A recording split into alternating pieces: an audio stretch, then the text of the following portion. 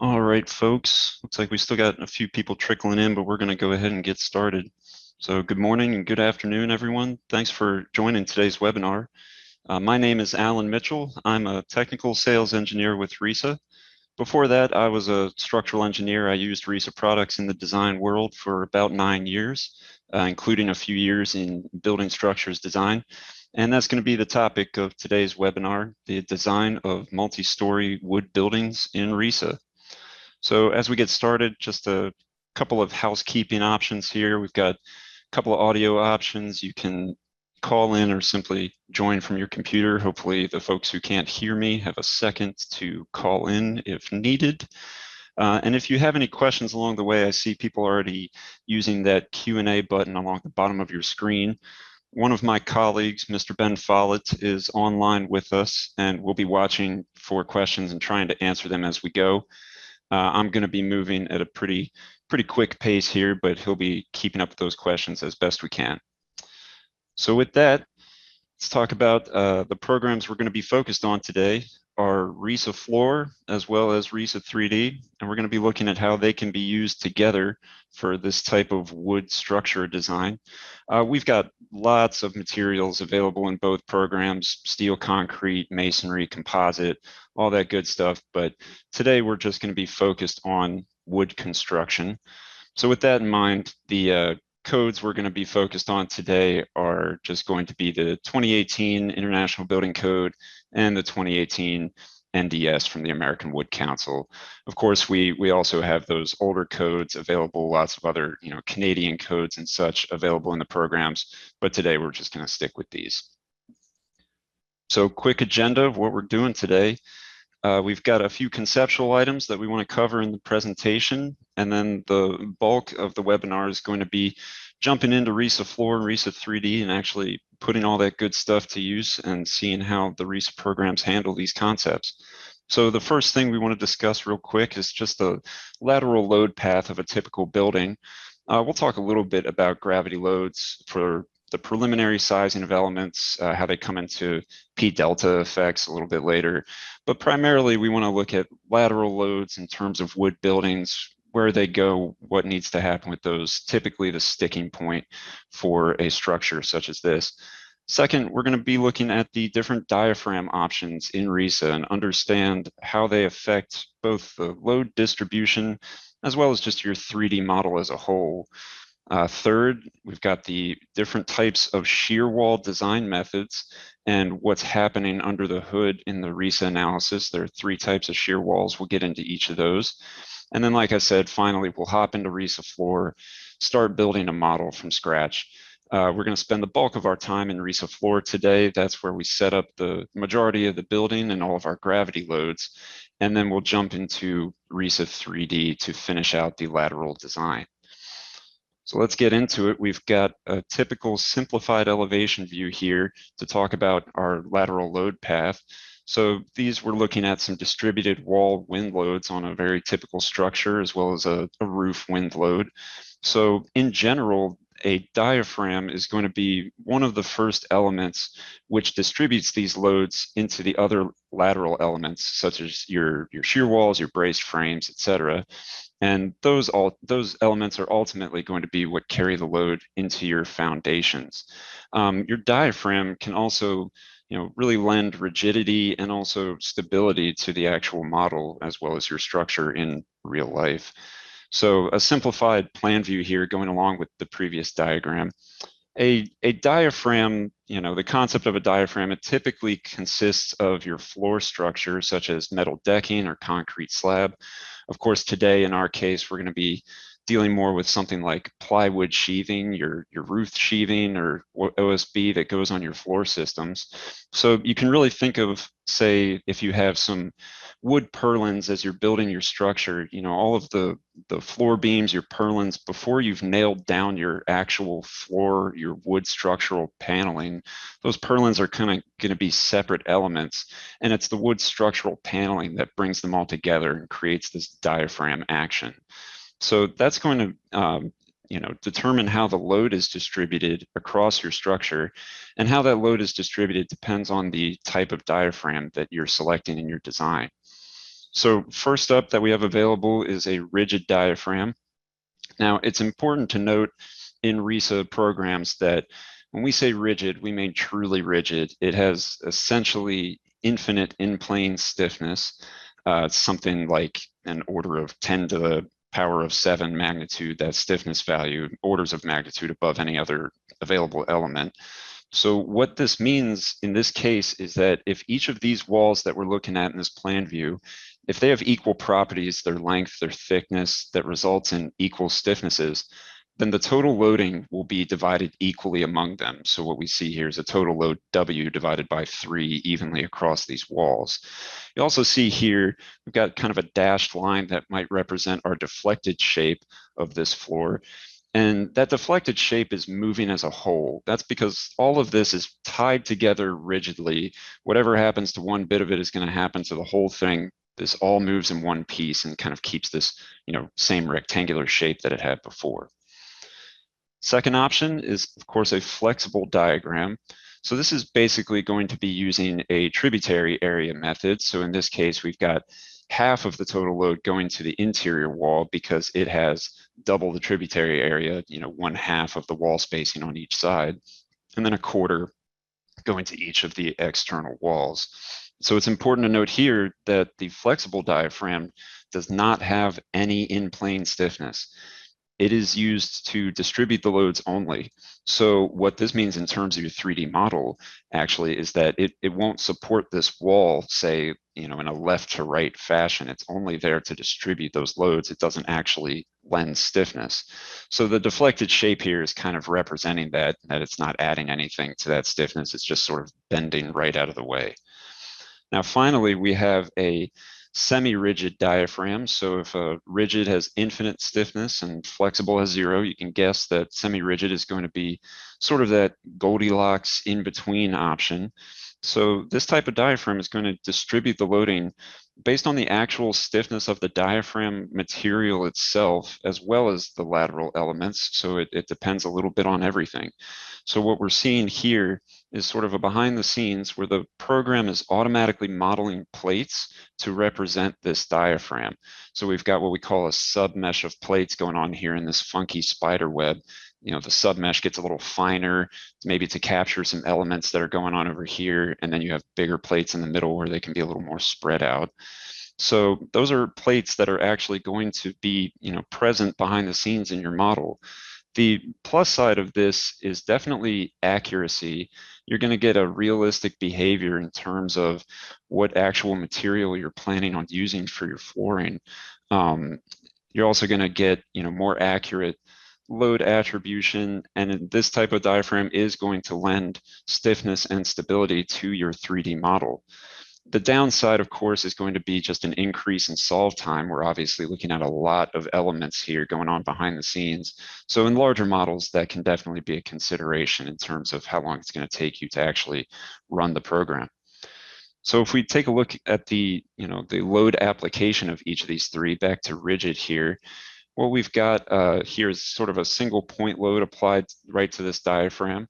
So what goes on behind the scenes is that every node in the plane of that diaphragm at that elevation, so the top of every column, the top of every wall, gets connected by this internal invisible web of rigid links.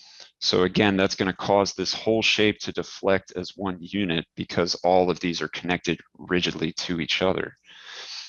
Now on the flexible diaphragm side, similarly, we're starting with a point load near the centroid. It's a center of loading that automatically gets calculated when you run your solution.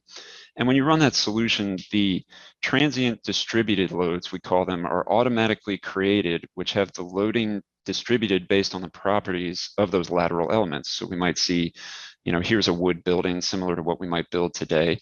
And with your loads in this, horizontal plane in Z, you get these purple distributed loads spread across the walls that are in that plane. Same thing with X direction here going this way.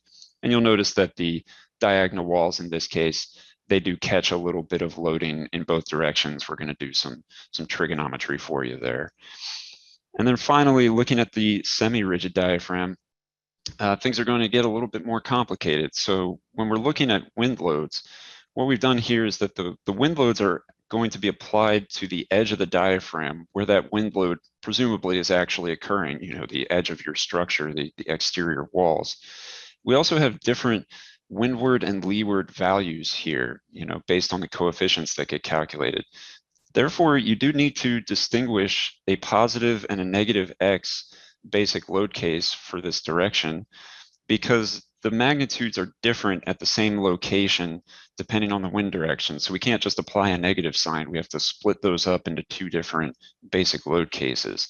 Similar situation for the Z direction. Again, you're seeing behind the scenes here this submesh of plates going on and connecting those elements in a semi-rigid diaphragm.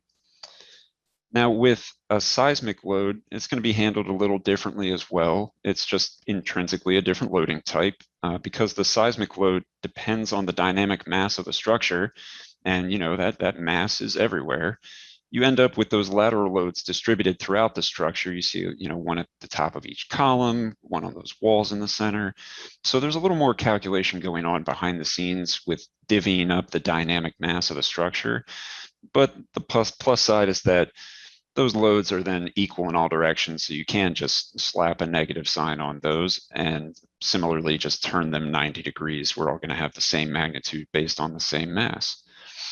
One last note about the use of a flexible diaphragm with roof loads. You are able to have a sloped roof with a flexible diaphragm. And really the only difference is that you're going to see those loads get applied as these area loads across your structure. But with a similar fashion, when you solve your model, you get the same type of transient area loads applied to these walls and the other elements. So again, it's based on that tributary area method. Very similar to a floor load, just appears as an area load instead of those point loads when you have a sloped roof. So let's talk about where these forces end up after the diaphragm. So that's going to mostly be in our shear walls in a wood structure. So we're looking at three types of wall design. The first is a segmented method. So segments are really what we are considering as design regions in our programs. This diagram shows that the shear load is going to be resisted by the regions on either side of the opening, and the area above and below is considered an ineffective solution. So a wall without openings will still just be considered a segmented wall. These regions do have to be full height. And then we're going to see hold downs that get applied to the bottom corners of each segment. So hold downs are going to be applied at the base level of the structure, presumably where your wall hits your foundation. And then what we also have in the program is straps that are similarly going to be applied, but between floors. So that's going to connect wall to wall from one floor to the other, but they also act only at these corner locations here. Next up, we're looking at the perforated method. So this option is a little bit more theory-based, whereas the segmented method is more discrete regions. Perforated goes back to a more hand calc-like approach. It essentially ignores the portion of the wall the portions that do not have full height sheathing, and treats the wall instead as a significantly shorter wall. And then we end up still using these L1, L2, L0 values for those calculations. This method may end up being the most cost-effective method. It only requires hold downs at the outside corners of the wall, yet it doesn't require straps or blocking around the openings. We'll see that in a second. A perforated shear wall design approach, it's limited to a number of code constraints, however, about when it can be used. There are many caveats in the NDS special design provisions for wind and seismic, and it cannot be used with the Canadian CSA 086 code. If you have that code selected in our program and you try to do a perforated wall, it's just going to default back to a segmented design. So finally, we have force transfer around openings, or FTAO. It's sort of a blend between the two previous methods. It's a method based on the rational analysis of the wall, generally referred to as the Diekman method. The assumption being that the straps and blocking can be added at the corners of the openings to transfer the shear forces or the sheathing forces around these joints. So this method essentially allows you to use the entire area of the wall minus the opening to resist the shear. So you see we've got all 8 regions, in this tic-tac-toe board around this wall are labeled. They're all going to come into play with the calculations. Basically, the program's going to cut across each segment and find the maximum forces that happen in that segment, and then find the worst case, and the entire wall is designed for those worst case forces. The program's also going to give you the forces around the opening when you use this method, because you're going to need straps to tie those regions together around the opening. Therefore, the detail report, when we run a solution on this at the end of the presentation, you'll see it's going to give you a lot more info about the forces happening inside these walls. It does have similar code restraints as the perforated method. Similarly, it cannot be used with the Canadian code, but again, it will just default right back to that segmented method if you do choose that. So one last note, just kind of about the finite element analysis nature of the program. With all these design methods, internally what happens is that every wall element is actually a submesh of plates, very similar to the semi-rigid diaphragm that we saw earlier. These plates are automatically created. You can see that they make some funky shapes sometimes when they're trying to, get a mesh that works, that gets to this corner point or other intersecting elements that you need to capture in here. But all in all, it's going to act as one solid wall. So after a solution has been run, you'll then be able to get a nice visual of the stresses, the forces in these contour diagrams, so that you're able to see and verify how forces are being distributed throughout your walls, make sure things are going the way that you intended them to go. There really isn't a need for you as the designer to tally up these forces manually in our programs. The hard work of the design is being done for you, of course, but it's always nice to get a visualization just to make sure that things are coming together the way that you meant for them to come together. All right, with that, let's jump into RISA-Floor and get going with a model. We're going to spend, like I said, the bulk of our time in Floor at first to get started, and then we'll finish up with this model in 3D. So I'm going to just switch over here to a blank 3D, or I'm sorry, a blank floor model. So this is just starting from scratch, an untitled model. We'll go right from the beginning. So to get started, I'm just going to click to create a new floor plan. So I've got some options here for, we're going to do a beam supported floor today, of course. We are going to put this at an elevation of, say, 12 feet. We've got some options for default area loads. We'll get to that. And then, of course, our wood deck is what we want to do. We hit OK. First thing that pops up, good place to get started, is to set up some project grid lines. So this is great if you already have some architectural plans, or somebody else has already done some drafting or something on this particular project and you need to match up with those project grid. If I just go with the defaults here, hit OK, we can see what that looks like, a standard 1, 2, 3, 4, 5 ABC project grid. We've also got that here. First button in our data entry box is going to be that project grid, so we can manipulate that as a spreadsheet. Might be a little easier to put in numbers that way. I don't need that today, so I'm going to go ahead and delete that out here. And then one of my preferred methods is to use what's called a drawing grid. So if I turn on the default drawing grid here, it doesn't seem to want to cooperate. That's all right. So the default is just going to be a 30 by 30 grid. What I'm actually going to do is I'm going to import a DXF that I put together for this. So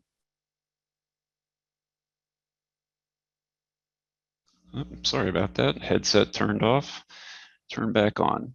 What I was saying was that I have a DXF file that I've already put together. Maybe I got this from the architect. Maybe I was doing some drafting before this, but I've already got a nice little outline here of a grid that I want to use for this project. So I've got that saved. I can put it at the origin, wherever I need it to be, change planes. Very important here, I'm going to note that my DXF was in feet.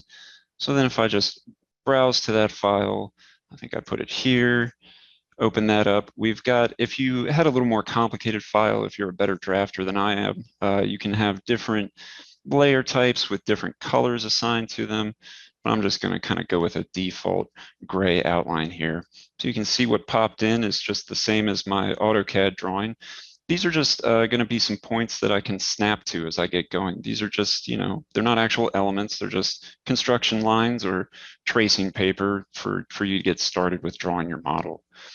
So as we get going, the other thing I want to look at first is I always want to verify my global model settings. Maybe I want to give this model a title. Definitely want to check my codes here. So I'm going to go down and verify that, yes, I am using NDS 18. I'm going to stick with ASD. That works for me. You can see the multitude of other codes available for every type of material in here.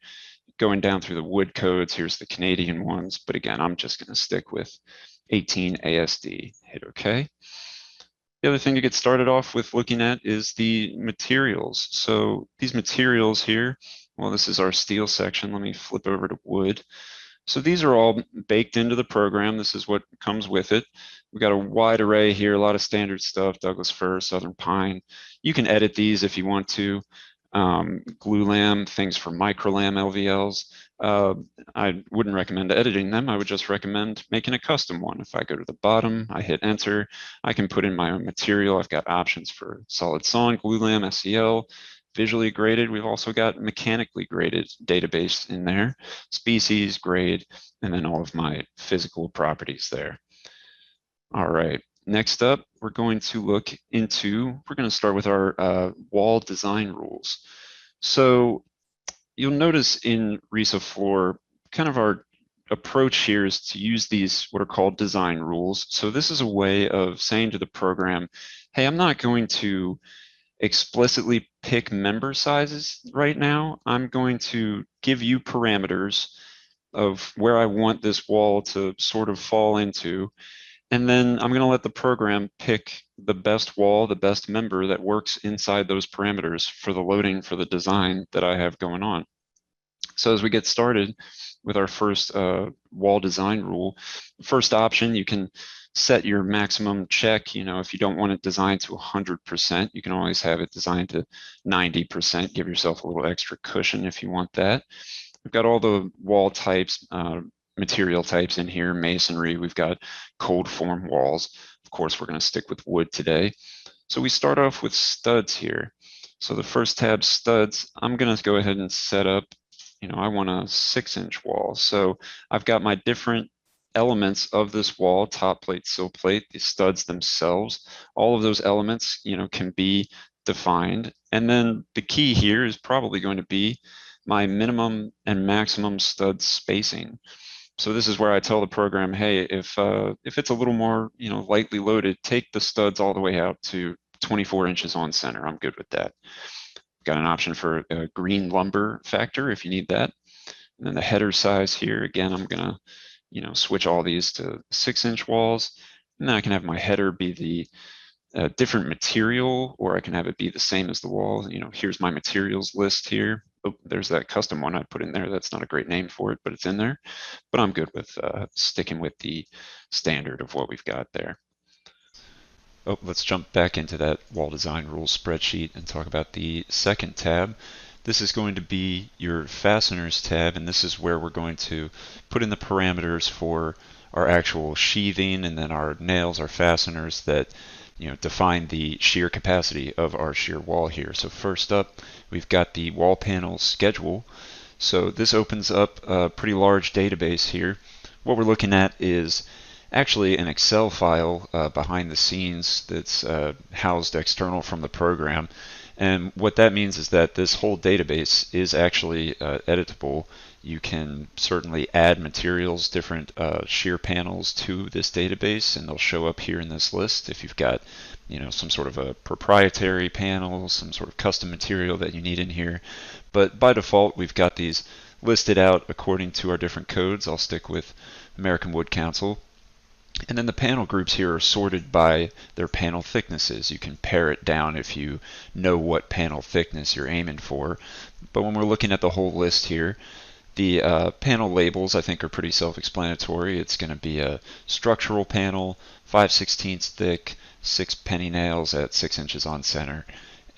This little 2, that's a double panel there. So, they're named according to their values like that. These properties are just kind of echoed in these couple of columns in the middle. And then I think kind of an important column over here is going to be the shear capacity of that panel. So if you know roughly what you're looking for, maybe you can make an educated guess. But again, we're telling the program, hey, select a panel from this whole list that works for this particular wall group based on the loading that we're seeing. We can specify a minimum and maximum panel thickness within this tab.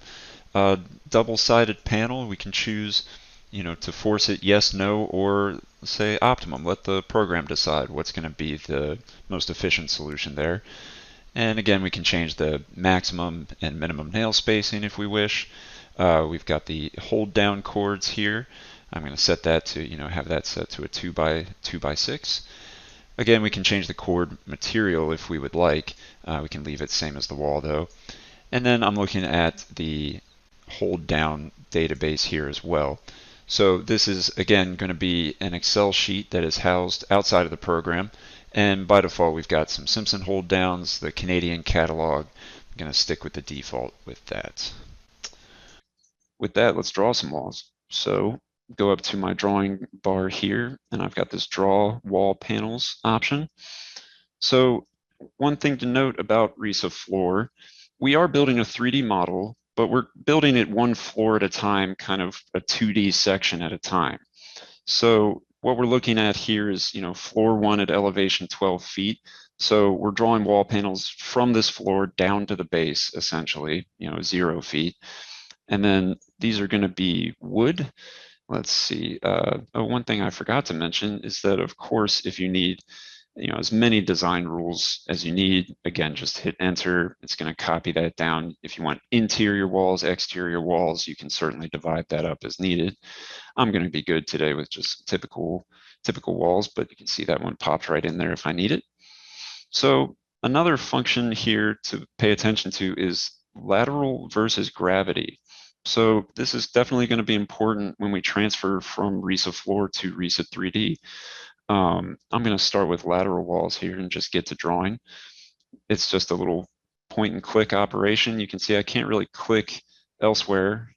I don't have any drawing grid elsewhere, but since I've set this up nicely, I can just point to point. I did it a section at a time there. I could do a whole wall along the side of the building if I want to. Really just, the length of the wall depends on how you want your design to be done. Just keeping in mind that, you're only going to have hold downs at the corners of these walls. So it might be important to you to, divide this section up into thirds, or you might be okay with having it be the whole length of the back of the building there.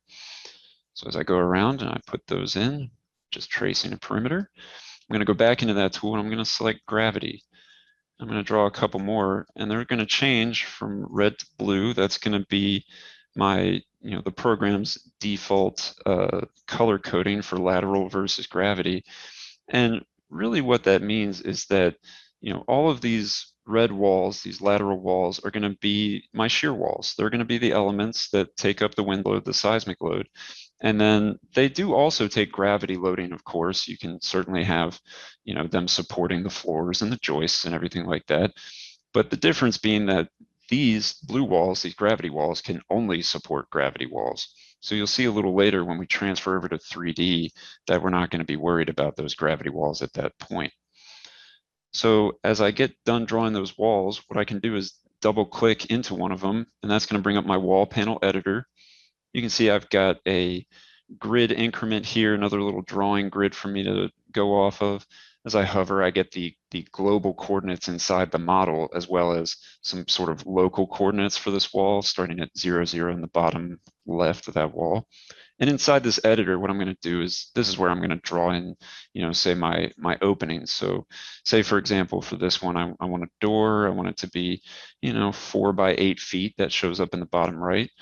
2 clicks and the opening is in there. You can see it also automatically populated it with a header that is going to get designed when I run this solution. You can create the regions now with a click of a button. We see R1, 2, and 3. Remember, with a segmented design, which is what we have selected here by default, R2 is going to be an ineffective section. We're going to see just R1 and 3 designed, or those are automatically created for you when you run the solution. I certainly don't have to click into every single one of these walls. But I'm going to do another here just to set up, let's say, some typical windows, try to make them as symmetric as possible, but it's hard to do on the fly. And I'm going to set that method to perforated so that we can take a look at those results later. And similarly, let's do a third one. Let's do one big bay window like that. I'm going to set that to force transfer around openings method.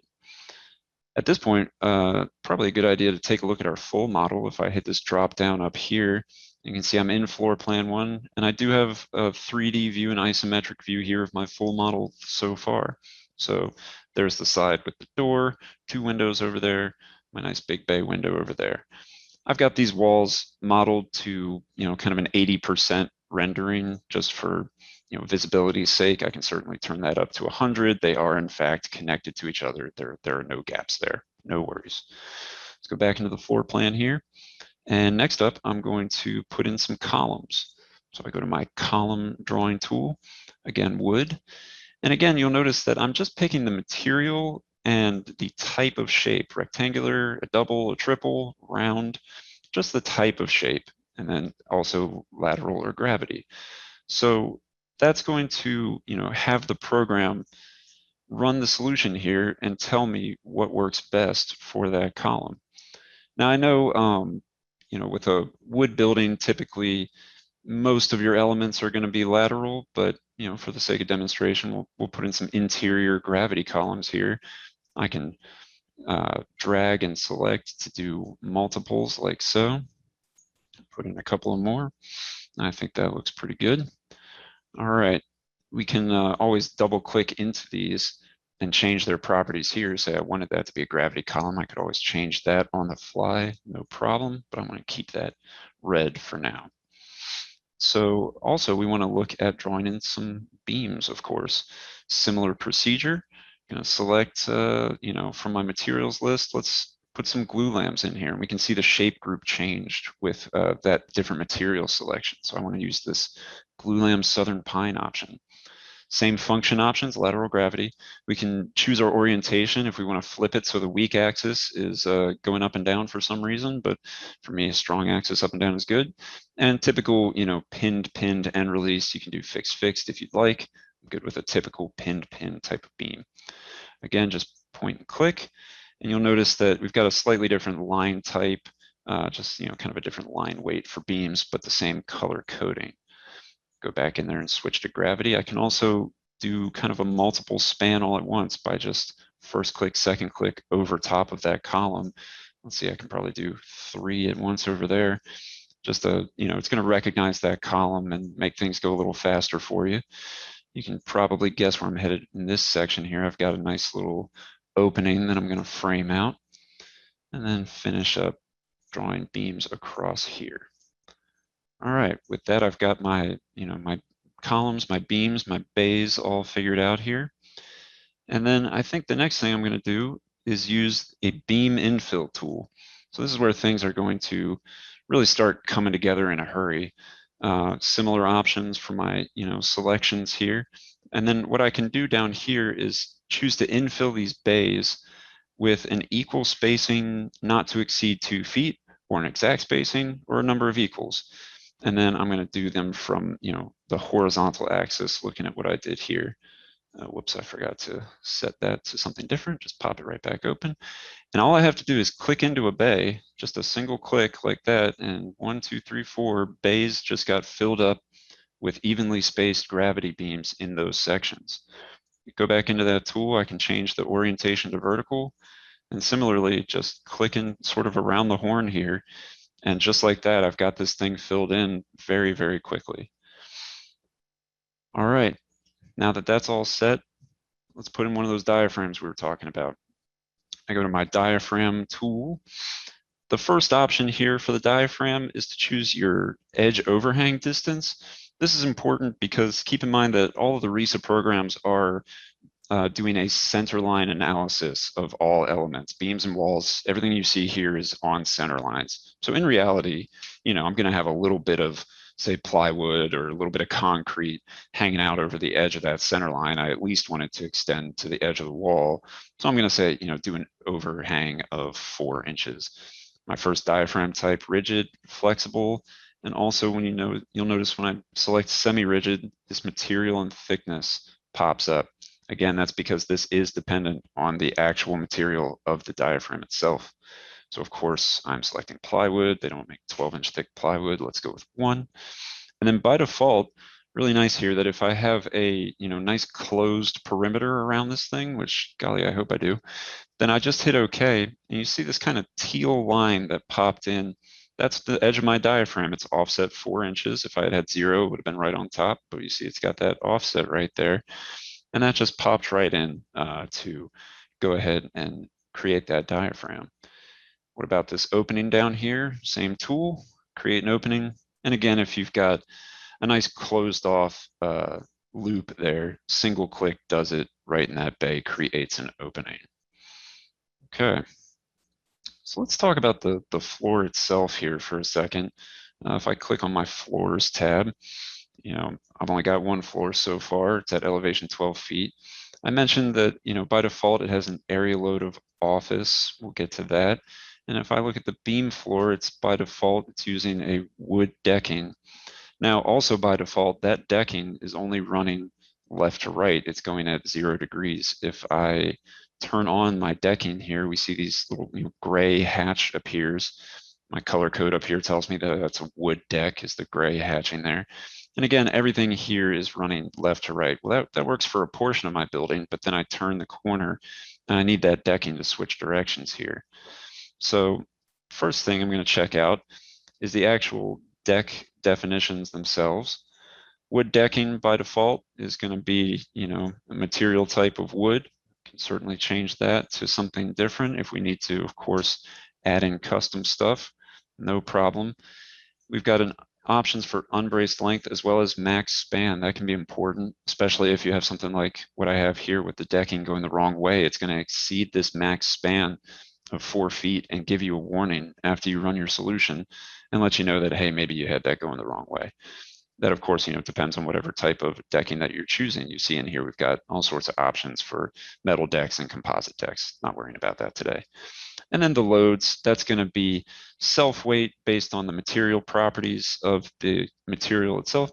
I don't like those units. Let me X out of that real quick and go into my units here and go into surface loads, change that to PSF, and then back into where I was before, deck definitions. Okay, PSF, a little clearer.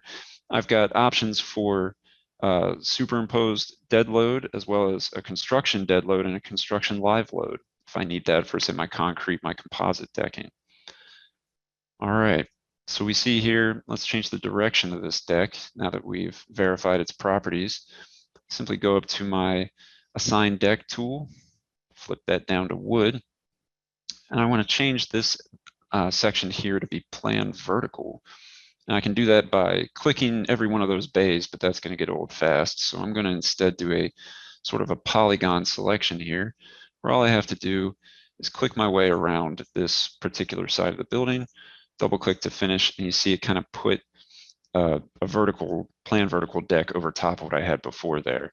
It does replace that. It's just showing the default behind it, just to let you know what the default is. If I display that as applied, a little clearer, you can see not only the opening, but the direction has changed right there. All right, so at this point, I'm going to create another floor. It's as simple as going to insert floor. And then I've got the very convenient option here of creating floor plan 2 as a copy of floor plan 1. I can choose what I want to bring with me here. I'll bring everything for now. Set it up to 24 feet, area load the same, default deck the same, hit OK. And another window pops up here looking exactly the same as floor plan 1 because it's a copy. Very good. Now I can always go back here. It's just it's appeared here in my drop down from my floor selection there.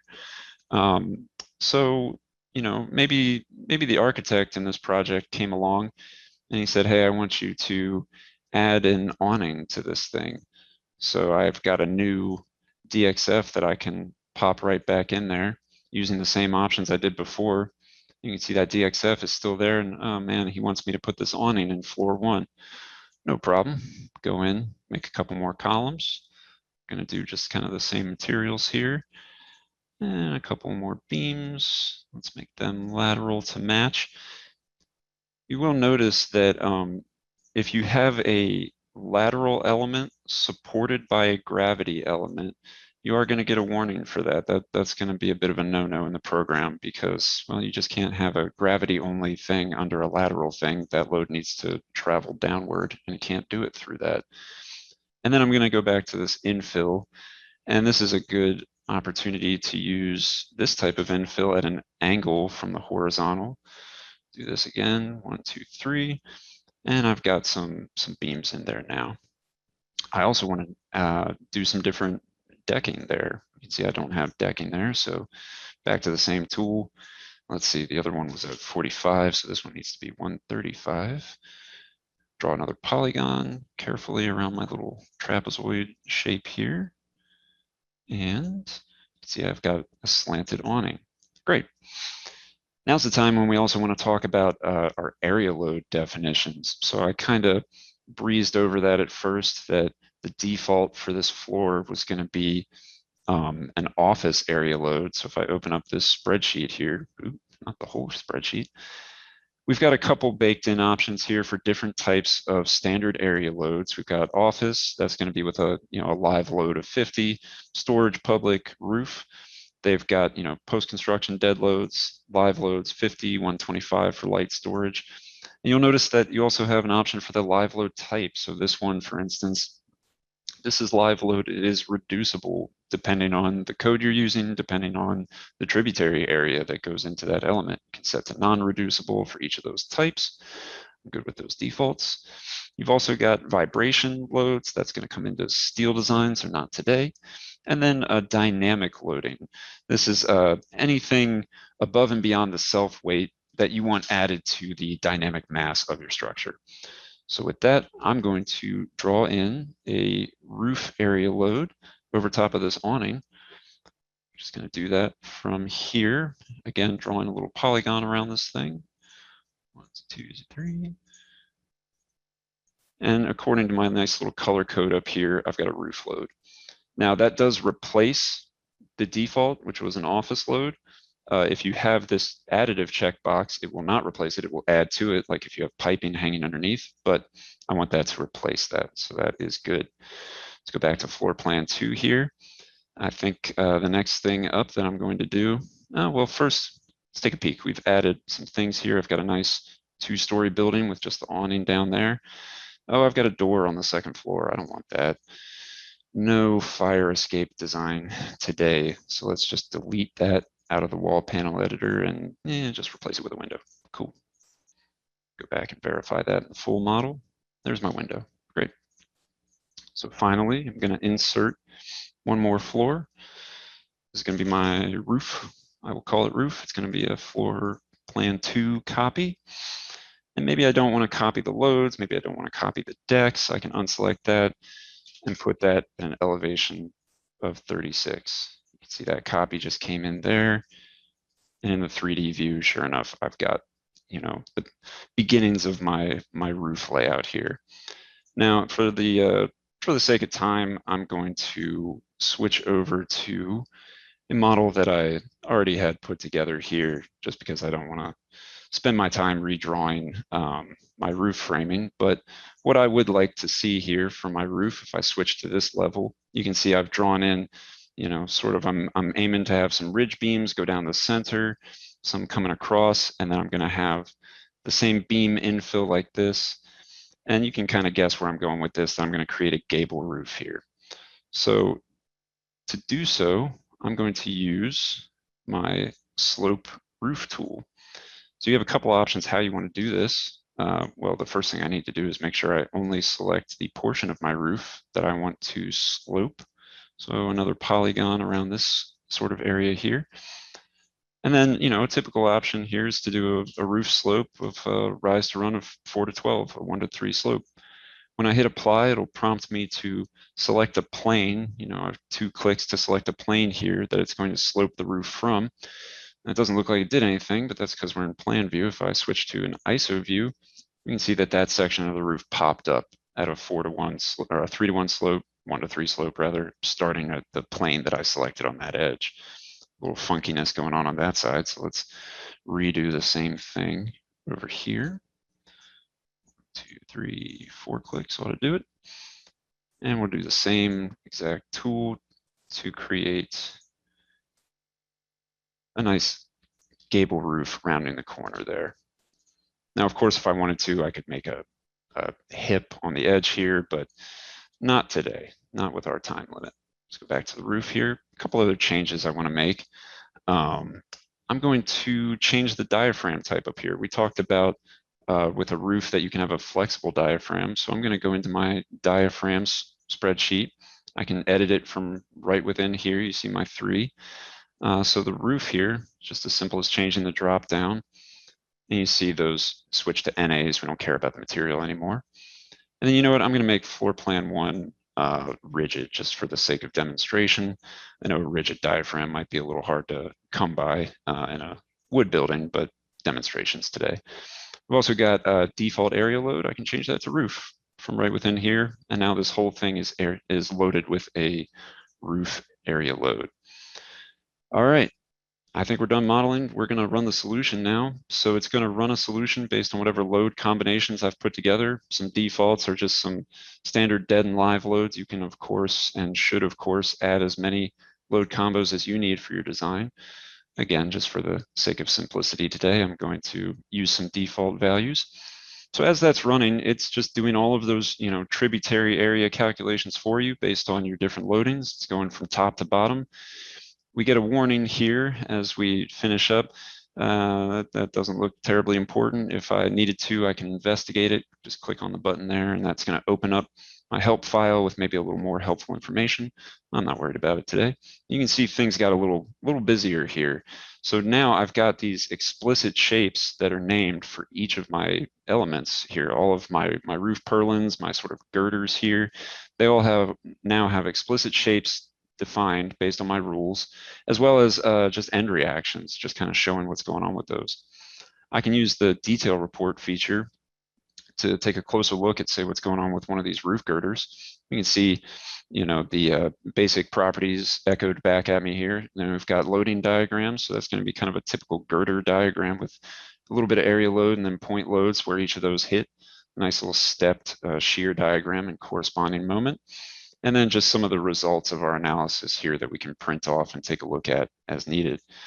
Same goes with our walls. Click on a detail report for that. And we're going to get a little bit of a breakdown of what's going on with this wall so far. Now, keep in mind, this is one of our shear walls. So all we've done here is designed axial. All I have is the axial force for this wall at the current moment, because everything that is done within RISA-Floor is all of my gravity loads.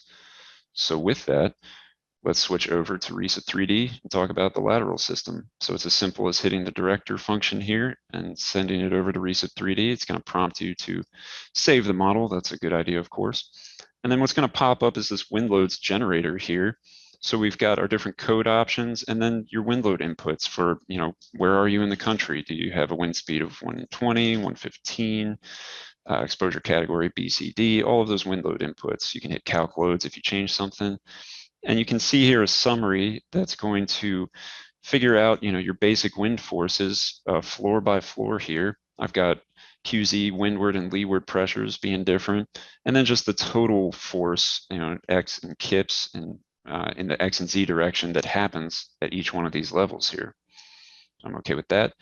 Next up, seismic. Again, select your code, put in your parameters. Maybe I'm on, I'm here on the East Coast. I'm not too worried about seismic stuff. So I'll just, put in some low values. You can see when I hit calc loads that things change a little bit. But once I hit OK, that's going to take that. It's going to take my whole model and it's going to throw it into RISA 3D. So what we're going to see here is that the things that we have selected as lateral elements, those are going to be the only things that come over into this RISA 3D model. Anything that was a gravity element, anything that was in blue, is actually going to disappear. And you're going to say, well, wait a minute, I need that. Where did it go? It's still in the model. It is just now purely represented as the gravity load where it hit a lateral element. So we'll see that in a second, that this model is already going to be, it's going to be a little trimmed down. We've only got sort of the outline of the building here with our shear walls and these couple of beams and columns that I did have as lateral, but all of our inside framing is gone. Where did it go? Oh, it's this whole crazy mess of dead loads that have been applied automatically to this thing. Dead loads, live loads, whatever they were in floor is how they're going to come over into 3D, and they are all accounted for. You can see that in your basic load cases table here. Lots of stuff automatically populated, hundreds of point and distributed loads. You'll notice that when you click into these, they're all grayed out. I can't edit these. That's because they came from RISA-Floor. They're dependent on RISA-Floor members. I don't want to do anything in here that would affect that. If I change something in RISA-Floor and I bring it back into 3D, these will of course be updated. But since they're all from those gravity elements and those no longer exist in here, they're now protected, we call them. All right, so let's take a look at, clean that up a little bit. Let's take a look at putting in some load combinations just to get things rolling. I've got a blank load combo spreadsheet here. I'm going to use the load combo generator, very, very handy. So what that's going to do is prompt me to make a couple of gravity load combos first. Let's select our matching code. Let's do ASD to match what we did before. And I'll just hit generate on some defaults there. And you can see it populated the spreadsheet behind me with some generic dead live, roof live, different factors here for those gravity loads. Go back into that. Let's go over to the wind column. This is where things will get fun. We remember that with my semi-rigid diaphragms, I need to divide things up with X's and Z's. I need them to be headset died twice. That's a new one. And I'm going to generate semi-rigid diaphragm loads as well. When I hit the generate button there, all right, we got a lot more stuff going on here. We can see those are divided up into X's and Z's. They're plus X and plus C. They're pluses and minuses. All of that matters because these are vectors, so that minus sign is going to flip them around. For the sake of time, I definitely don't want to solve this whole envelope of cases, so I'm going to select, say, just a dead load and then like a representative wind load case. Let's take a look at that. So that's load combo 8. So let's take a quick look at what's happening there. Display those loads, load combo, basic load case, load combo 8. Okay, this is a little cluttered, but if I'm just going to highlight maybe the bottom floor and then lock that view out so we can see what's going on. I'm also going to turn on my diaphragm here. Oops. Oh, I didn't have it in the lock, of course. Well, you can see the diaphragms when I toggle this on and off. Nice little color coded. Remember the bottom was rigid and then semi-rigid and then flexible as I go up. So let's try that again. Just select my bottom stuff here, lock this out, turn these on. Okay, and we can see in here, see this big point load, this 11, 12 kip point load. That's my total wind load for that floor that gets applied at a point here that's the calculated center of loading. You can see it actually falls, and well, at least on the other floor, it's going to be outside of the diaphragm, but that's actually okay because all of the nodes at this level are tied together. So that's going to be just fine. The roof loading is going to look similar to that with that point load. And then that's as opposed to my semi-rigid loading, which again, you remember that what we end up with here is actually our distributed loads along the edge of that building, and then a different leeward magnitude along the opposite edge. All right, so all of that seems to be accounted for. Let's go ahead and run a batch solution. That's only going to be the two that I selected there, just in the name of time. But what we have going on now is going to be our actual finite element analysis. So, remember we've got a lot of walls here, and each one of those walls is broken up into plates. Each one of the only semi-rigid diaphragm is being broken up into plates. There are things that you can do to bring down the solution time if you want to. I could have, changed my submesh size for those plates so that it creates less plates, bigger plates, and that's obviously going to be a little bit faster to solve. We've also got, with RISA 3D now, it's a multi-core operation going on in your machine. So this one should be relatively quick. Looks like it's about done. It's certainly thinking about it. So similarly, let's see, we also have a warning log that pops up. This is something about my shear modulus for, I'm okay with that. First thing that pops up though is your envelope node reactions. Good place to check, hey, does my building weigh as much as I think it does? And did I get loads actually applied in the X direction? Yes, I did. Very good. All right, so let's look at some of the results that we got for this stuff. First thing I want to look at is, maybe a representative beam. I'm just going to do, again, the detail report button for one of these beams here.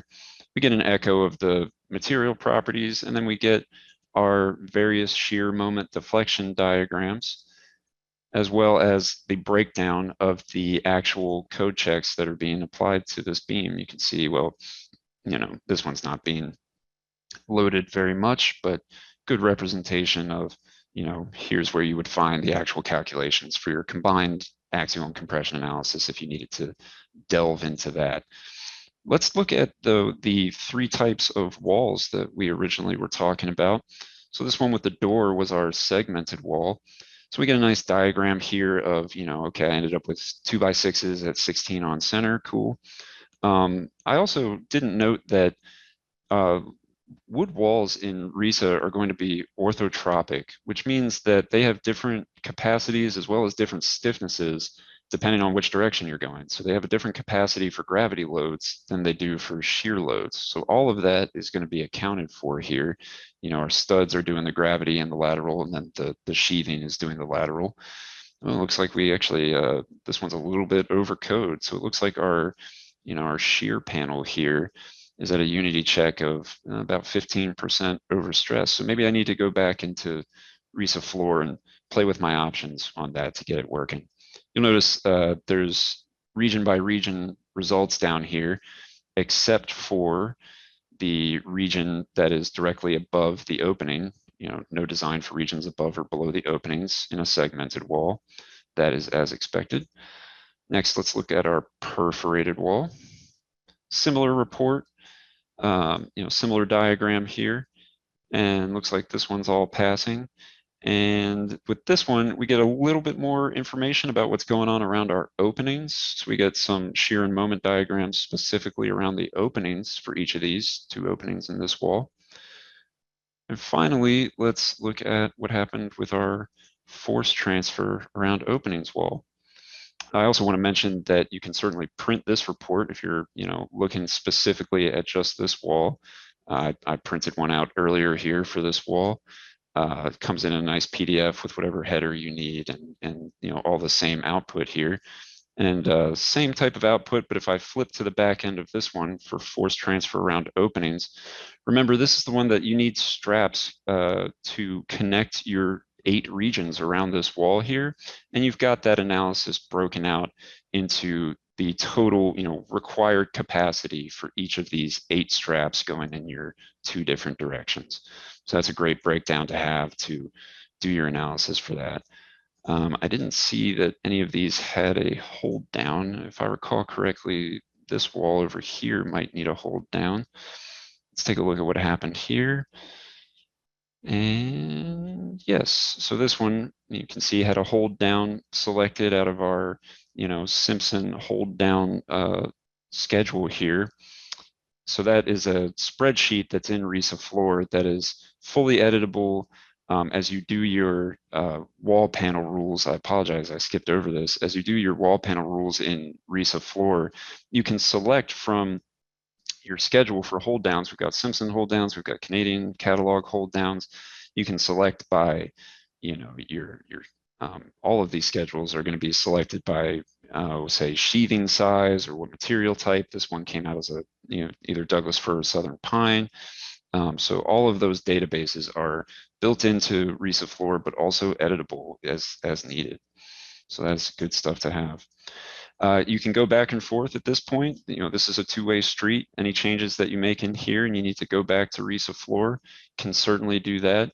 As well as, if we had a little more time today, maybe we would go into RISA Foundation, and it's going to be a very similar process at that point, where we're going to see all of the loads that result from this model just get transferred over into a foundation model, where there we design some strip footings, some column footings, etc. with that. But with that, I think that's going to bring us to a close in today's presentation. So we have some additional resources available for you. Certainly our website, risa.com/help, is our great online help database, totally searchable and broken down by product and topic. The Woodworks, the Wood Products Council website, also a great source of information for this type of design.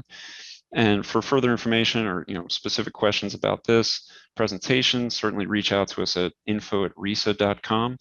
You can also check out our YouTube channel, which has tutorials and other short videos on specific topics.